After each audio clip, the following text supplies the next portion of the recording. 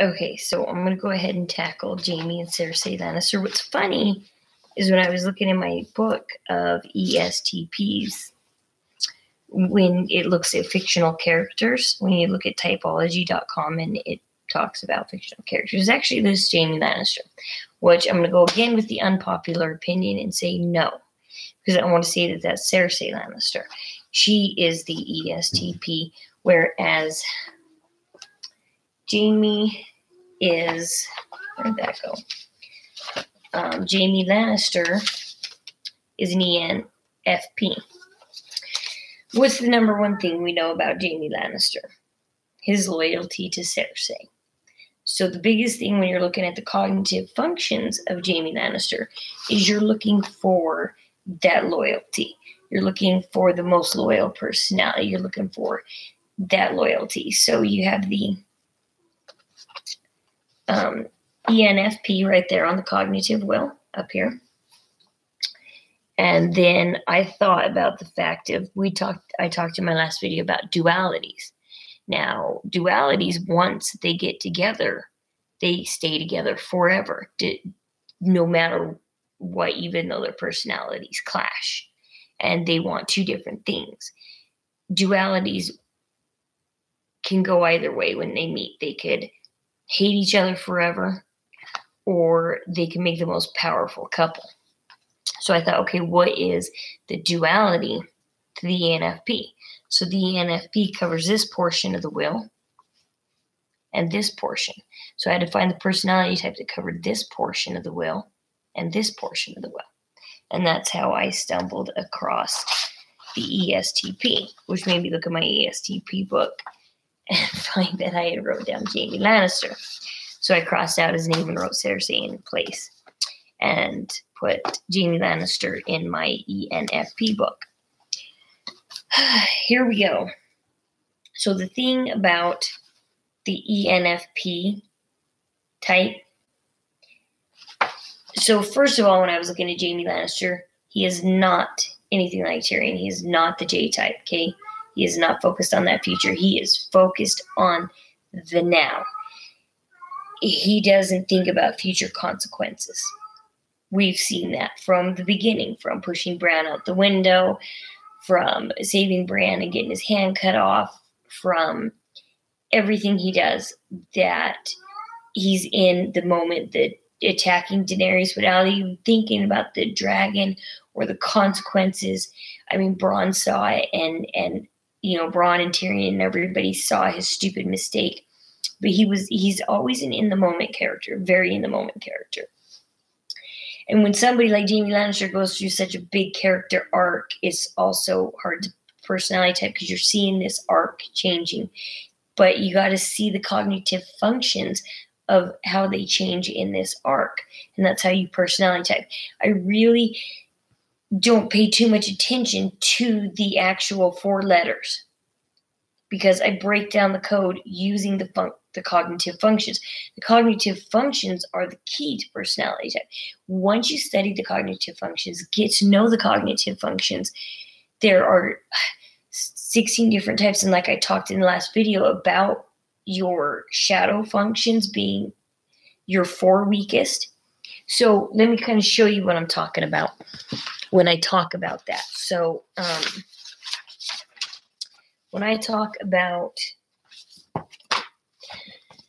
so here's the cognitive functions written down for all these personality types I studied. So you can see how there is 5, 6, 7, 8 cognitive functions written down. If you look at the will, the cognitive functions are on the will. So these 2 types right there have a strong NE. And E stands for extroverted intuitive. That's their strong point. So here you go. These first 4, the first 2 are your primary functions. This is what is automatic in your personality that you don't even have to think about. It's just so automatic. When you get to your shadow functions, these are the ones that do not come automatic. These are the ones that are hard to obtain. You would have to get to know these cognitive functions and purposely focus on them. You can develop your shadow functions, very rare, but you can. My INTJ husband has developed his SI a little bit. He does have a good memory recall. INTJs are not supposed to, but he does. And I think that was because he was raised by an ISFJ. So an ISFJ can kind of instill that in you. So you got to do nature versus nurture also when you're personality typing and pull them into the cognitive functions. And so basically ENFPs, the biggest thing about them is they take their romantic relationships extremely seriously. And that's Jaime Lannister. The number one thing in his life up until the very last episode of season 7, he has always taken Cersei in his relationship. I mean, come on. The whole thing started over, so if you look back and go way back to Robert's Rebellion, before Robert's Rebellion, Cersei was going to be wed to, I think it was Rhaegar, I'm not sure. Anyways, Tywin was making Cersei, he was finding a husband for her. And she didn't want to be in King's Landing and be separated from Jaime. So she went to Jaime and told him, hey, why don't you join the King's Guard? And then you denounce Casterly Rock, and then you could be with me forever in King's Landing. So Jaime takes on the White for Cersei, denouncing Casterly Rock and everything he's entitled to, children and everything. And so Tywin gets mad, takes Cersei, goes back to Casterly Rock, pisses off Aerys II. That's why Aerys said that Tywin, what's that word? Betrayed him, wanted his head. Told Jaime to go get his head. Jaime refused. Jaime killed Aerys II. Therefore, Robert took over the throne. And so it was all over Cersei. Everything's all over Cersei. They just get devoted to people, and then that's it. And they just do anything for their partner. And that's the biggest thing about personality typing Jaime Lannister, is knowing that he would do almost anything for Cersei. So the ENFPs, they're warmly enthusiastic, imaginative. They see life as a full of possibilities, make connections between events and information very quickly, and confidently proceed based on the patterns they see. We want a lot of affirmation from others. The first thing we know about Jaime Lannister when he meets the bastard Jon Snow is how he presents himself above everybody else. He's the best fighter. He has the best looks. He's just the best at everything, and he needs everybody to know it, and he needs everybody to agree with it, and he needs everybody to, and so that's just Jaime Lannister to a T, needing that affirmation. See, Cersei doesn't need affirmation. Oh, she's not an ENFP. Oh, she doesn't need affirmation. Gosh, no. She doesn't care what other people think. If she cared what other people think, she wouldn't have blew up the set with everybody in it. So, I think that Cersei definitely is her duality. And listen to ESTP. I mean, this is Cersei Lannister, okay? Blunt, straightforward, risk takers, willing to plunge into things and get their hands dirty. Well, we see that plenty of times, especially as her character arc goes on. The worse she gets in making those decisions about being blunt and straightforward, and this is the way things are. When people tell her, no, you are the queen regent. No, I'm not. I'm the queen regent, but she really doesn't want to be put down to that title. She's like, no, I'm the queen regent just because my son, but he's too young, so I need to step up and So when Tommen, we see that a lot when Tommen is king.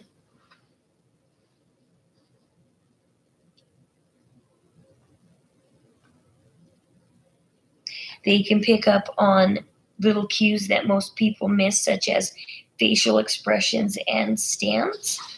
Rules of the laws are seen as guidelines for behavior rather than mandates. I mean, come on. That line right there. Rules of the laws are seen as guidelines for behavior rather than mandates. She bends the law however she wants it, and she thinks she's above the law, and that some people aren't and that some people are, and she's definitely thinks she's the one that's above the law. And their motto is do it and get on with it. And that's what she does. She blows up the step and she does it and she gets on with it. She doesn't even think about that she's killing Tommen's wife that he loves. She doesn't care. She just do it and get on with it. You're done. And they have their own strong beliefs in what is right and wrong. And that's Cersei. She believes that what she's doing with Jaime is right, despite the law. It's so right. And that's one of the things she constantly talks about is when she's with her brother, they're completely connected and it is so right. And why can't they tell everybody about it? The law should be that way not because it's the right law to put in place. Because, okay, say Cersei never liked Jaime and they didn't get together. She would probably be against if she became queen and found out that brother and sister were sleeping together. I mean, she'd probably have them killed. She'd probably punish them. But however, because she's doing it, it's got to be right for everybody else so that she can continue doing it and feel good about it. Outgoing, strong, shooting, enthusiastic, and excitable, live in a world of action. As her arc goes on, we see plenty of action. She's crazy.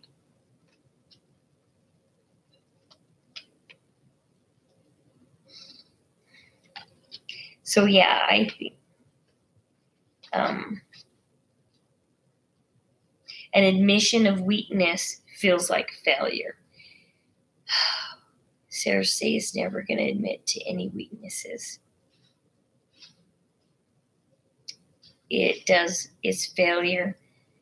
She admires strength in herself and in others, and you can see it when Euron comes in. She really does admire Euron's strength. She really, really is getting attracted to that. That's drawing her in. And then Euron goes and captures his niece and proves himself all the more. And Cersei steps up and is, okay, well, I promised I would marry you. And so you can see that developing very well, that she's admiring those strengths in Euron. And that's actually, if we talk about the Valonqar and that, Euron is the Valonqar. That's what's going to get her killed, is being attracted to that strength in Euron. And so it's eventually going to turn against her and get her killed. So, love to be center stage, demonstrating feats of wonder and daring. Oh, in those council meetings, she cannot be anything but the one, and Tyrion takes that away from her so much. She cannot let this dwarf be above her. It's just really sad because she's the only one that will never admire any kind of strengths in Tyrion. She's just going to keep knocking him down completely. I love some of my notes I write in these books.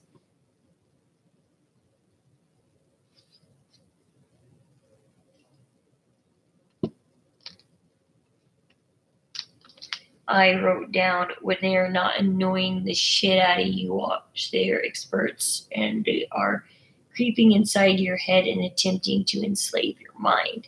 That would be Jaime Lannister's personality type. Actually, I remember writing all this down in this book and finding so much content on people thinking the ENFPs are annoying. Which Jaime Lannister and his personality of how much he loves himself is very annoying to everybody. The number one thing I wrote down, they can kick Chuck Norris's butt. I think Jaime Lannister can kick Chuck Norris's butt. If Chuck Norris and Jaime Lannister got into a fight, who would win? I love my notes sometimes. Sometimes I find the funniest stuff on personality types and I write it down because I don't want to forget where I got it or what was said. And so I have these books that I just write down some of the craziest stuff. And this is actually the craziest personality type I wrote a bunch of weird stuff on, besides the ISFJ. That I've done a lot of work on that one. These types are seen as the popular romantic type. Don't expect them to work on details or stick around too long if they get bored. They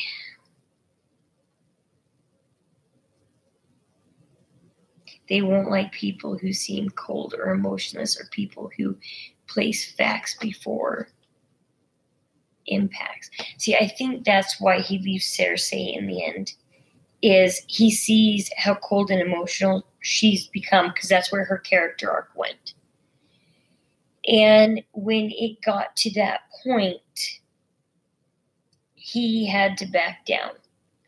It's the only thing that changed his loyalty was the fact that she wasn't so cold and emotional. But from the moment Joffrey dies, she begins that heavier character arc of becoming cold. And as each one of her children die, she just takes on that cold, callous, unemotional personality. And that's the one thing Jaime Lannister can't stand, is cold. And when he's standing in front of her saying, you would have the mountain kill me, that really sets it in for Jaime Lannister. It's like, oh my gosh, you're this cold and emotionless that now you come down to, it's okay to kill me. And that's what gets him to leave Cersei, is they just can't stand people who are cold and emotionless.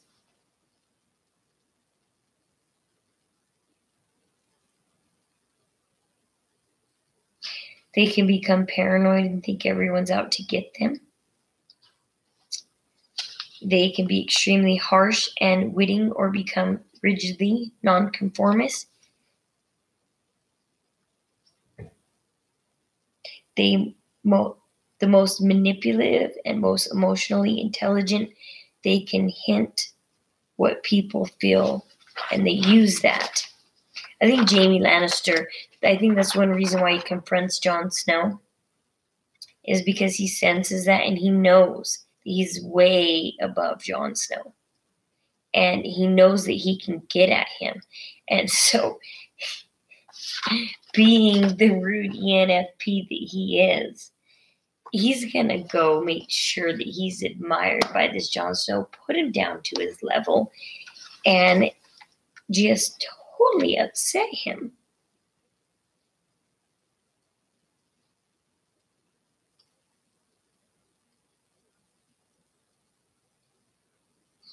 Hanging around anyone of this type is highly ill-advised, as they are completely phony and often group with other whiny, pretentious, pseudo-intellectual types.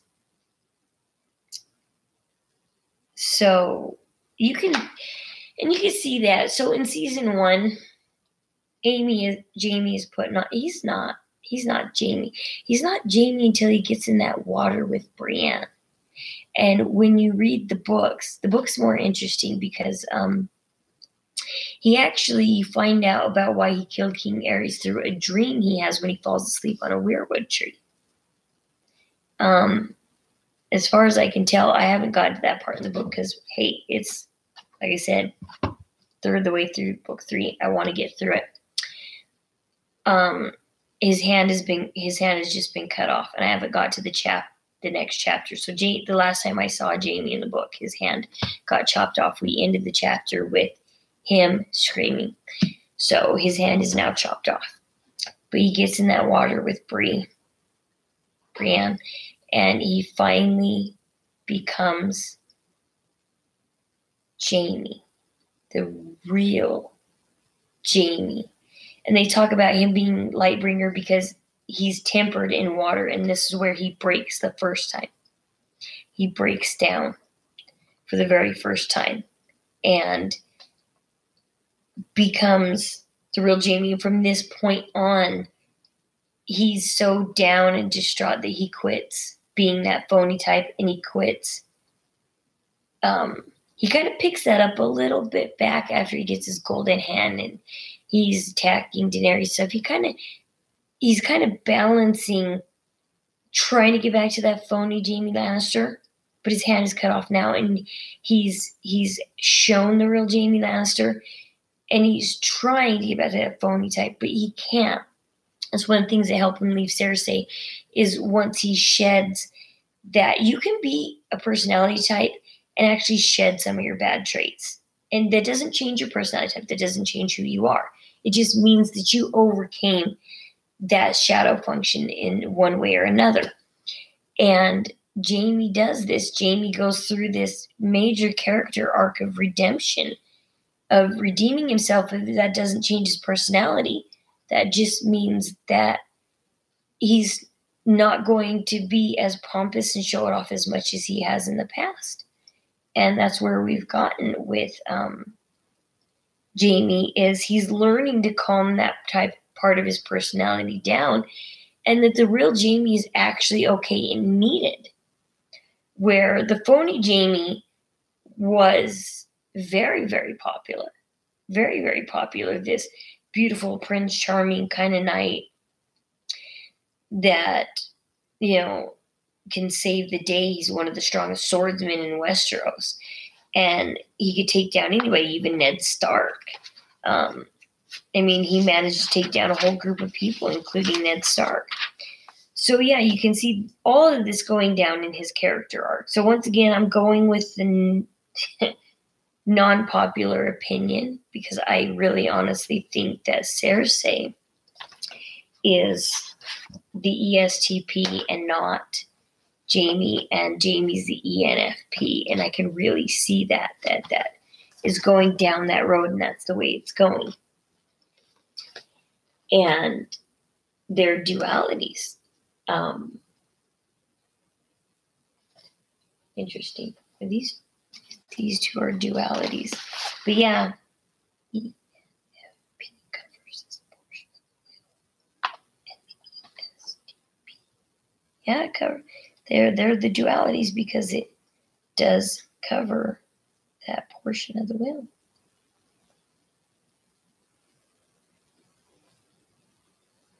I think. Because, these two can't overlap.